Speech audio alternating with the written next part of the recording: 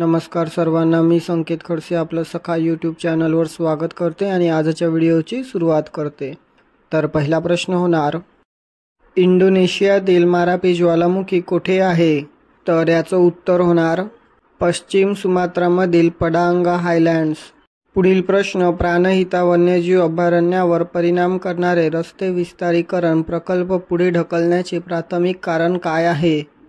तर याचं उत्तर होणार पर्यावरणीय चिंता। पुढील प्रश्न, प्राणहिता वन्यजीव अभयारण्य कोठे आहे? तर याचं उत्तर होणार तेलंगणा।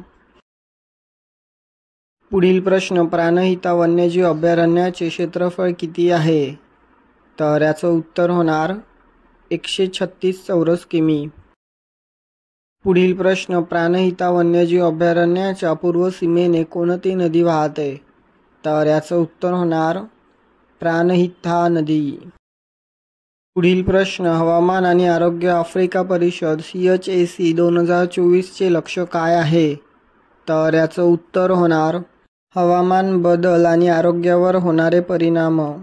पुढील प्रश्न, हवामान आणि आरोग्य आफ्रिका परिषद CHAC 2024 मध्ये किती सहभागी उपस्थित होते?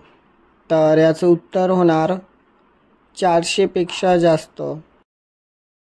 पुढील प्रश्न, केंद्रीय गृहमंत्र्यांनी सुरू केलेल्या नागरी नोंदणी प्रणाली CRS मोबाईल ॲपचा मुख्य उद्देश काय आहे? तर याचं उत्तर होणार देशभरात जन्म आणि मृत्यूची नोंदणी सक्षम करण्यासाठी। पुढील प्रश्न, नागरी नोंदणी प्रणाली CRS मोबाईल ॲप कोणी विकसित केले? तर याचं उत्तर होणार भारताचे रजिस्ट्रार जनरल आणि जनगणना आयुक्त। पुढील प्रश्न, बेल्ट अँड रोड इनिशिएटिव्ह कोणी सुरू केला? तर याचं उत्तर होणार चीन। पुढील प्रश्न, प्राणहिता वन्यजीव अभयारण्यात कोणत्या प्रकारची जंगले प्रामुख्याने आढळतात? तर याचं उत्तर होणार घनदाट पानझडी सागवान जंगले। पुढील प्रश्न, गृह मंत्रालयाच्या अंतर्गत असलेल्या RGCCI ची भूमिका काय आहे? तर याचं उत्तर होणार हे जनगणनेचे निरीक्षण करते आणि लोकसंख्या डेटा संकलित करते। पुढील प्रश्न, mission for integrated development of horticulture MIDH कधी सुरू झाले? तर याचं उत्तर होणार 2014-15। पुढील प्रश्न, MIDH वाढवण्यासाठी अलीकडील योजनांमध्ये खालीलपैकी कोणते शेती तंत्र समाविष्ट केलेले नाही? तर याचं उत्तर होणार सेंद्रिय शेती। पुढील प्रश्न, MIDH योजनेचे प्राथमिक उद्दिष्ट काय आहे?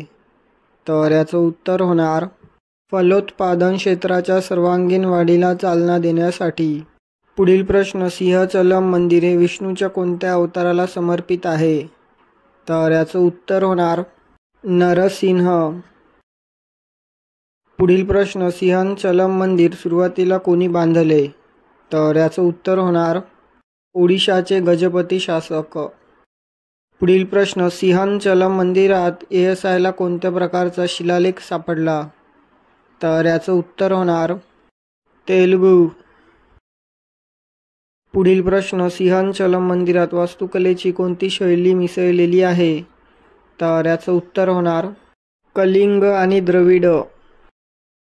पुढील प्रश्न, MIDH कोणत्या प्रकारच्या पिकांना प्रोत्साहन देते?